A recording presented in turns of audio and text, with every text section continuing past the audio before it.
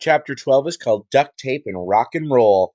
Coke and Pep were still in a state of shock disbelief as the RV pulled out of the huge Cedar Point parking lot.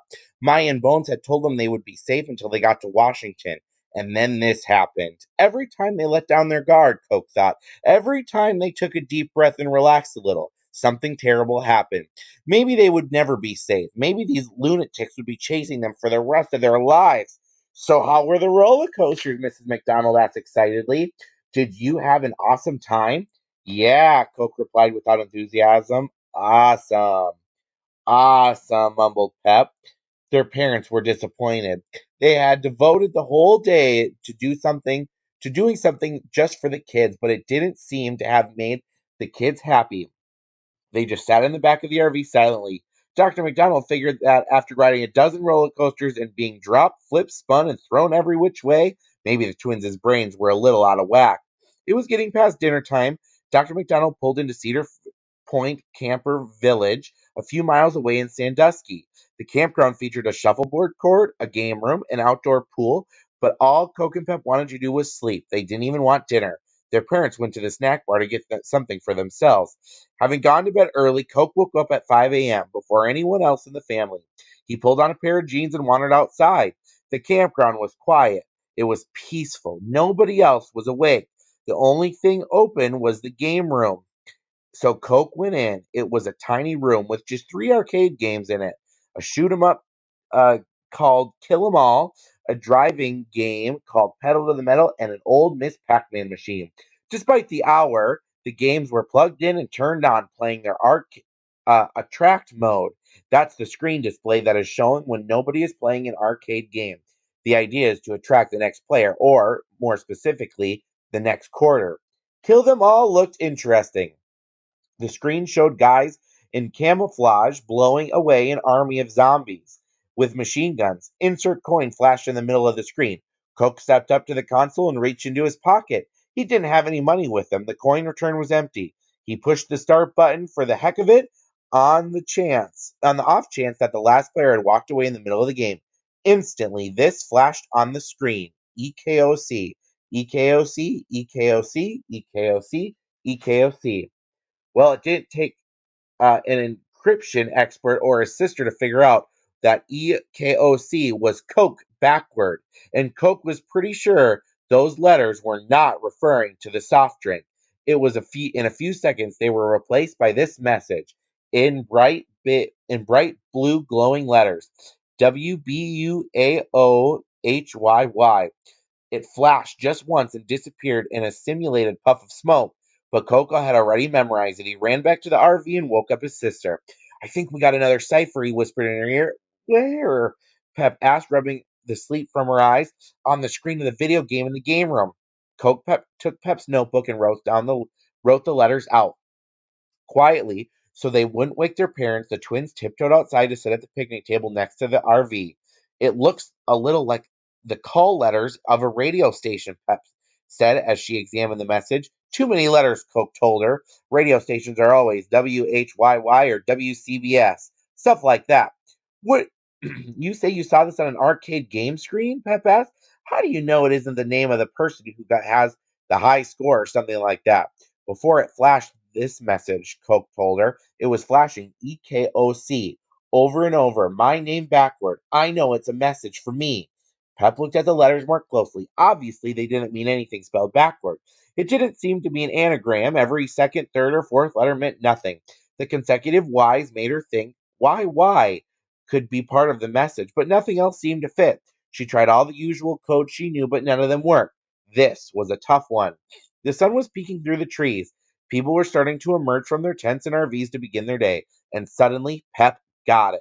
It's simple, she said excitedly. This is a half reverse alphabet. Pep took the pen from her brother and wrote out the alphabet in two lines. The top line A B C D E F G H I J K L M. The bottom line is N O P Q R S T U V W X Y Z. I don't get it, Coke said. Pep drew a line under the cipher. WBUAOHYY. If you break the 26 letters of the alphabet into two lines of 13 letters, Pep said, each letter is directly above or below another letter. The W is above the J, so the first letter in the message could be J. If that's true, Coke said, then the second letter of the message would have to be O, because B is above O. Right, Pep said. And the third letter is H, and the fourth letter is N. John! Coke exclaimed. So WBUA probably meant John. They continued. O was directly below B, so the next letter was B. H was above U, Y was below L, so OHYY meant bull. John Bull? WBUAOHYY meant John Bull? You're really good at this, Coke admitted. His sister beamed. It wasn't often that she received a compliment from her brother. Everybody's good at something, she replied modestly. The question becomes, Coke asked, who is John Bull? The door to the RV opened and Dr. McDonald came out in his pajamas and slippers. You two are certainly up early, he said. Pep hid her notebook behind her back. Hey, Dad, said Coke. Did you ever hear of anybody named John Bull? John Bull, Dr. McDonald said, searching his memory. Yeah, but John Bull isn't a person. Okay, what is John Bull? Coke asked. John Bull is a train, Dr. McDonald replied. It was one of the first steam locomotives in the world. It was built in the 1830s, I think. He was right. Dr. McDonald taught American history at San Francisco State University, and it was hard to stump him on anything about the Industrial Revolution. He had written books on the subject. Coke and Pep glanced at each other, puzzled expressions on their faces. Neither of them could fathom why they would receive a secret message about a train. Why do you want to know about John Bull? Their father asked. I received a mysterious coded message from the video game in the game room, Coke replied. It says John Bull. Ha! You kids never cease to amaze me, said Dr. McDonald, shaking his head. Then he went back inside the RV to brush his teeth and get dressed. Pep turned to the previous page in her notebook and added to her list. July 3rd, 2 p.m. Greensboro lunch counter, John Bull. There must be some connection between the Greensboro lunch counter and the train, she said to her brother. But what? I guess we'll just have to wait for the next cipher. How far are we from Washington now? Pep asked as they pulled out of the campground and got back onto the road. Mrs. McDonald looked it up on the GPS. 423 miles, she said. We're getting there. So, where are we going today? Asked Coke. The coolest place in the world, his father said mysteriously. He slipped a Rolling Stone CD into the slot and drove a little over 40 miles, mostly on Route 2 east, following the contour of Lake Erie. And then, quite suddenly, there was a sign that travelers of a certain mindset find hard to resist. Avon, Ohio, duct tape, capital of the world. Ben, stop the RV, Mrs. McDonald shouted. Pull over. The RV screeched to a halt. The refrigerator door flew open, and a jar of Smucker's strawberry jam fell out and hit the floor. You gotta be kidding me, Coke said, throwing up his hands. This is the coolest place in the world. Do we have to go to a museum devoted to duct tape? As the RV sat on the shoulder of the road, Mrs. McDonald leafed through her Ohio guidebook. Relax, she said when she found the page she was looking for. They don't have a duct tape museum here. That would be ridiculous. Whew, well, what a relief. Pep said. But they have duct tape sculptures, Mrs. McDonald said excitedly, a duct tape parade, a duct tape fashion show, and a mascot called Duct Tape Duck. Doesn't that sound cool? No, the twins agreed in unison, although to be completely honest, it did sound pretty cool. Kids, Dr. McDonald said, this is the beauty of traveling cross country. You never know what you're going to stumble on. This is the adventure I certainly wouldn't drive 2,000 miles to visit the duct tape capital of the world, but here we are. We found it. Something brought us here. It's almost like magic or fate. Duct tape is dumb, Coke said. I say we get out of here. All in favor say, eh? Said Pep. This is not a democracy. We must stop here, Mrs. McDonald said with finality. And when Mrs. Bridget McDonald said something with finality, it was final. They drove all around the small town of Avon looking for duct tape sculptures with no success. The kids sat in the back, bored. They say you can solve just about any problem with duct tape, Dr. McDonald said as he leaned forward to read the street signs in the distance. Except when the problem is that you're stuck in the duct tape capital of the world, Coke said glumly. Is it duct tape or duct tape? Mrs. McDonald wondered out loud. I believe it's duct tape, said Dr. McDonald. It's mainly used to help seal ducts. I think it's duct tape, Dad, Pep said. You use it to help duck seals. Duck seals? Asked Mrs. McDonald. Is that what you get when a duck and a seal mate? No, if a seal is flying in Your direction, you need to duck, Pep explained. That's what duck seals means. Seals don't fly, Cook pointed out. Maybe it's called duct tape because the guy who invented it would throw it at people and they had to duck to avoid being hit by the flying tape, suggested Mrs. McDonald. Who cares whether it's duct tape, Coke said, his arms crossed in front of him. It's tape. It's boring. Why are we stopping here? The conversation continued along those lines until Dr. McDonald turned onto the street called Just Imagine Drive, where there was an office building with a sign out front. Henkel Consumer Adhesives, headquarters of Duct Products. This must be the place, Mrs. McDonald said, getting out her laptop and camera. They pulled into the only parking space big enough for an RV and went inside. There was a pretty receptionist sitting behind the front desk. May I help you? Yes, Mrs. McDonald said politely. Can you tell us where the duct tape parade and what time is the next duct tape fashion show? I'm terribly sorry, the receptionist said, but none of that is going on today. What? Mrs. McDonald exclaimed. We drove all the way from California to see people dressed up in duct tape. That wasn't exactly true, but it sounded good. Mrs. McDonald was clearly agitated. She put her hands on her hips to demonstrate her annoyance. Calm down, Bridge, said Dr. McDonald. I am calm, Mrs. McDonald said, but this town advertises itself as the duct tape capital of the world. We've been driving all over town, and I haven't seen any duct tape anywhere. We have an annual duct tape festival on Father's Day weekend, the receptionist explained. That's when we crown the duct tape dad of the year. It must be really exciting, Coke said sarcastically. I wish to speak to the manager, Mrs. McDonald announced. He's at a conference in Denver, said the receptionist as she reached into the drawer next to her. They have duct tape conferences, Coke asked. Do they actually sit around talking about duct tape? The receptionist pulled a small roll of duct tape out of her drawer. I'm terribly sorry, she said. All I can offer you is this complimentary roll of duct tape. Mrs. McDonald snatched the tape out of her hand and stormed out of the door in a huff. The rest of the family followed. Back in the RV, she flipped the roll of duct tape over her shoulders toward the twins. Duck, she shouted. Tape! Coke played with the roll of tape as the RV pulled onto Interstate 90, heading east out of Avon. Dr. McDonald ejected the Rolling Stones and put in a Jimi Hendrix CD. Nodding his head with the music, Mrs. McDonald passed out sandwiches for lunch she had made that morning. After 20 minutes or so on the highway, the tall buildings of a city came into view in the distance. What's that, Dad? Pep asked. Cleveland, Ohio. Cleveland? Coke asked. Are you talking to us, taking us to an Indians game? No, Dr. McDonald replied and left it at that. He had a little smile on his face. He got off the road at exit 174B. A sign said Cleveland Memorial Shoreway. The twins tried to figure out where they were going as they passed by a little airport near the Lake Erie waterfront. Soon, a few blocks ahead, Pep spotted a large glass building that was shaped like a pyramid. What's that? Pep asked. Only the coolest place in the world, Dr. McDonald replied. As they got closer, a sign came into view. All right, both kids shouted. The twins were surprised. The sign said, Rock and Roll Hall of Fame. The twins were surprised that their father, a serious student of American history, would get excited about a museum devoted to rock music.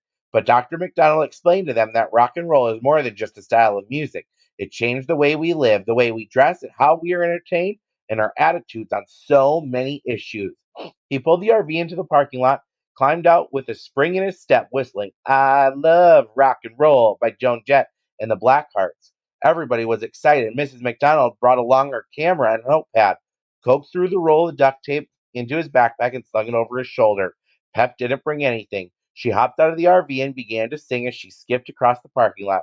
Hit me with your pet shark. Come on and hit me with your pet shark. Wait a minute, Coke interrupted his sister. What did you just say?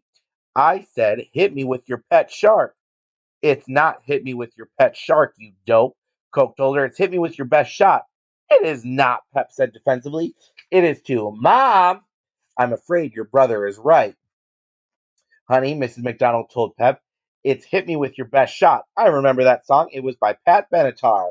Pep, who had gone through her entire 13 years singing the song, when hit me with your pet shark, had never been so humiliated. She broke down in tears. Coke couldn't help but laugh, but both parents came to Pep's side. Don't feel bad, sweetie, Dr. McDonald said as he put his arm around Pep. People misinterpret song lyrics all the time. When I was a kid, there was a song called When a Man Loves a Woman by Percy Sledge. I always thought he was singing When a Man Loves a Walnut. Really? Pep said, crying and laughing at the same time. You know that song Blowin' in the Wind by Bob Dylan?